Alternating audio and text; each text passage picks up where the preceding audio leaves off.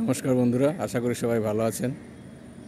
আজকের এই ভিডিওতে আমি কিভাবে টাকা সেভ করবেন তার উপরে কিছু বলবো। আমি গত পরশুদিন একটা ভিডিও আপলোড করেছিলাম যে ফাইন্যান্সিয়াল লিটারেসির উপরে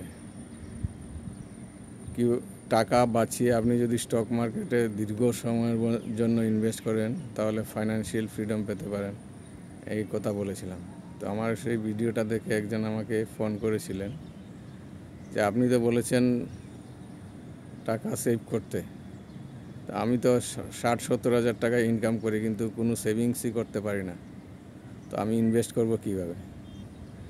তো এরকম সমস্যায় যারা ভুগছেন তাদেরকে বলছি, আপনি যদি সেভ করতে না পারেন তাহলে আপনার ডেইলি যে খরচ, সেই খরচের হিসাবটা আপনার রাখতে হবে, কি কি খরচ করছেন ডেইলি বেসিসে, এবং মাসের শেষে সেই লিস্টটাকে একটা রিভিউ করুন আপনি, যে কোন খরচটা দরকারি আর কোনটা না করলেও হতো।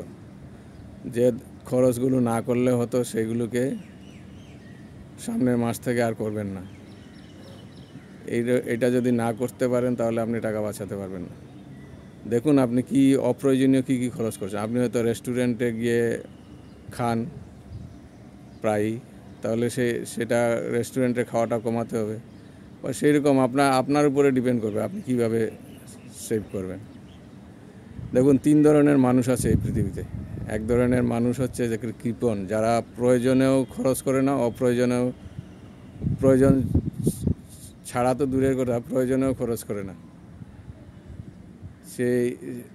আর আরেক ধরনের মানুষ আছে তার উল্টো, যারা প্রয়োজন অপ্রয়োজন সব কিছুতেই খরচ করে, মানে ওরা হচ্ছে উড়নচণ্ডী। ওদের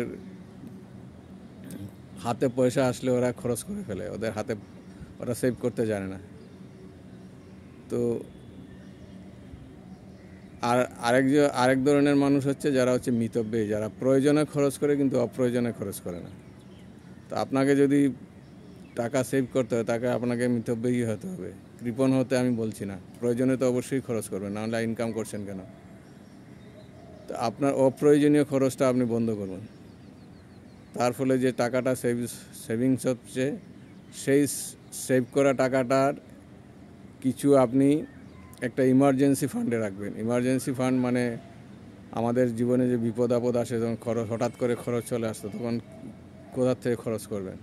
তার জন্য একটা ইমার্জেন্সি ফান্ড বানাতে হবে প্রথমে। সেটা হচ্ছে ইমার্জেন্সি ফান্ড কত টাকার বানাবেন? আপনার মান্থলি যে খরচ তার অন্তত 10 বা 12 টাইমস, মানে 1 বছরের খরচের যাতে আপনি করতে পারেন সেই রকম একটা ফান্ড বানাবেন। ইমার্জেন্সি ফান্ডটা কোথায় বানাবেন? আপনি ফিক্সড ডিপোজিট করতে পারেন, সেভিংস অ্যাকাউন্টে রাখবেন না, কারণ সেভিংস অ্যাকাউন্টে রাখলে সেই টাকা থাকবে না। আপনি ফিক্সড ডিপোজিট করতে পারেন, বা আপনি একটা লিকুইড ফান্ড, মিউচুয়াল ফান্ডে রাখতে পারেন। আর বাকি যেটা ইমার্জেন্সি ফান্ড হয়ে যাওয়ার পরে আপনি সেভ করে সেটাকে আপনি স্টক মার্কেটে ইনভেস্ট করতে পারেন। প্রত্যেক মাসে কীভাবে ইনভেস্ট করুন আমি আগের ভিডিওতে বলেছি। প্রত্যেক মাসে একটু একটু করে ইনভেস্ট করবেন, তাহলে দীর্ঘ সময় পরে অন্তত 10 বছরের জন্য আপনি যদি স্টক মার্কেটে ইনভেস্ট করেন তাহলে অন্তত 10 বছরের জন্য ইনভেস্ট করতে হবে। আর তার আগে আপনি টাকা তোলার কথা ভাববেন না একদম। 10, 15, 20 বা 25 বছর পরে, 20-25 বছর পর যদি আপনি টিকে থাকেন শেয়ার মার্কেটে, যদি ইনভেস্ট করে যান, যদি সেই টাকাটা তুলে না নেন, আপনি যদি সেল করে দেন শেয়ার, তাহলে তো আর ফাইন্যান্সিয়াল ফ্রিডম আসবে কোথার থেকে? সেই ইনভেস্টেড থাকতে হবে, তাহলে আপনি দীর্ঘ বছর পরে আপনি একটা ফাইন্যান্সিয়াল ফ্রিডম পেতে পারেন।